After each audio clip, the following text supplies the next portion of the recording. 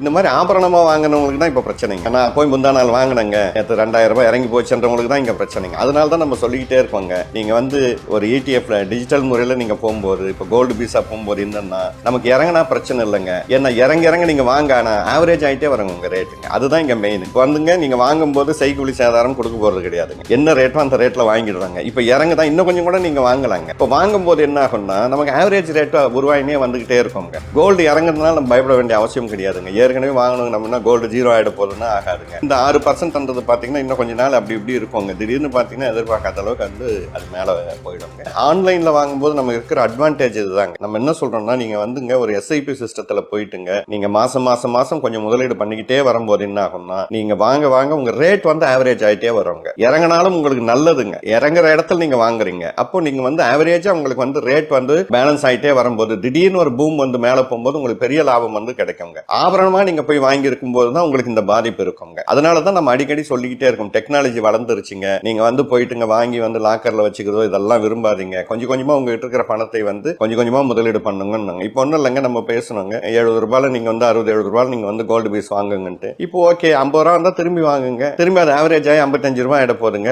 தங்கம் வந்து என்னைக்குமே 0 ஆகாதுங்க. இப்போ 6% குறைச்சிட்டதுனால வந்து தங்கம் வந்து எப்படி மோசமா போயிருமா, அதெல்லாம் போகாதுங்க. அதோட வளர்ச்சி கண்டிப்பா இருக்கதான் செய்யுங்க. இது ஒரு சின்ன இதுங்க. ஆனா இது நல்ல கரெக்ஷன் தாங்க. என்னங்க நிறைய பேர் வாங்கறதுக்கு உண்டான வாய்ப்புகள் ஒன்று உருவாகுதுங்க. அதை தாண்டி வந்து பாத்தீங்கன்னா இந்த மாதிரி ஸ்மக்லிங் ஏரியால மொத்தம் குறையுமான்னு சொல்ல முடியாதுங்க. குறையறதுக்கு உண்டான வாய்ப்புகள் வந்து நிறைய இருக்கு. அது ரொம்ப முக்கியமானது. நான் பணம் கொடுத்து வாங்க போறேன்னா நாணயம் வாங்குறவங்க இருக்காங்க, பாரா வாங்குறவங்க இருக்காங்க. அதை தாண்டி பாத்தீங்கன்னா சாவரன் கோல்டு பாண்ட்ல இன்வெஸ்ட் பண்றவங்க இருக்காங்க. கொஞ்சம் கொஞ்சமா பணம் இருக்கிறவங்க பாத்தீங்கன்னா இந்த மாதிரி பீஸ்ல வாங்குறவங்க இருக்காங்க. இன்னும் கொஞ்சம் அதிகமா முதலீடு பண்றவங்க பாத்தீங்கன்னா ETFல போட்டு மியூச்சுவல் ஃபண்ட்ல எல்லாமே ஒரே சிஸ்டம் தாங்க, மியூச்சுவல் ஃபண்ட் சிஸ்டம் தாங்க. அதுல வந்து கொஞ்சம் அதிகமான பணம் போட்டு கோல்ட்ல இன்வெஸ்ட் பண்றவங்க, சில்வர்ல இன்வெஸ்ட் பண்றவங்க எல்லாம் இருந்துகிட்டு இருக்காங்க.